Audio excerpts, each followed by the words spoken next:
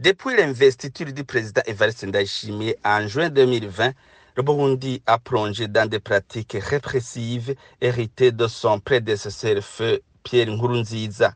Les enlèvements et autres violations graves des droits humains, y compris les disparitions forcées, sont restés des problèmes persistants sous la présidence de Ndayishimiye. Plus de 560 corps ont été découverts dans la première année de sa présidence, soit en 2021, selon le rapport de SOS Torture Burundi. La campagne Ndondeza a recensé en 2021 plus de 60 personnes qui ont été signalées disparues. Certaines de ces disparitions étaient liées à des enlèvements effectués par des militaires agissant sous les ordres du colonel Ernest Moussaba, responsable de l'enseignement militaire d'alors, et ses subalternes. Cette situation contraste avec des assurances données par Ndayishimiye. Depuis ce temps, ces exactions n'ont jamais cessé, les disparitions forcées continuent jusqu'à présent et les emprisonnements abusifs, s'ils font des fausses accusations, persistent. Cela justifie par ailleurs si les populations dans les prisons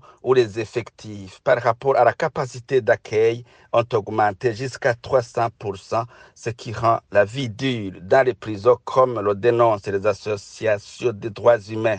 Depuis la fin de 2023, il y a eu des attaques qui ont ciblé des positions militaires à Gatumba et à Bubanza.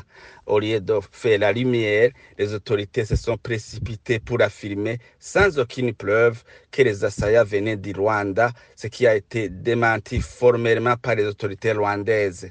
Le mouvement Red Tabara, qui combat le régime en place, a revendiqué cette attaque, précisant un lourd bilan du côté des forces gouvernementales. Très récemment, au centre-ville de Bujumbura, des jets de grenades ont emporté des vies des citoyens. Encore une fois, quelques heures après ces attaques, le gouvernement du Burundi a sorti un communiqué pour accuser le Rwanda. Quant à la justice, le président Ndayishimiye a suivi la ligne tracée par son prédécesseur d'utiliser la justice comme un instrument de répression contre tous ceux qui sont supposés être des opposants. Les Imbonerakure ont été accusés à plusieurs reprises de violence, d'intimidation et d'autres violations des droits de l'homme, y compris des viols contre les femmes. Cependant, la justice burundaise semble souvent fermer les yeux sur ces actes, n'engageant pas de poursuites ou d'enquêtes sérieuses. Bujumbura a connu plusieurs attaques à la grenade ces dernières années.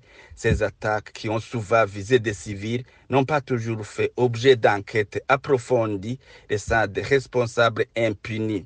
Certains juges et magistrats brillent par leurs ailes dans des procès biaisés et des condamnations sévères signalées par des organisations de défense des droits de l'homme.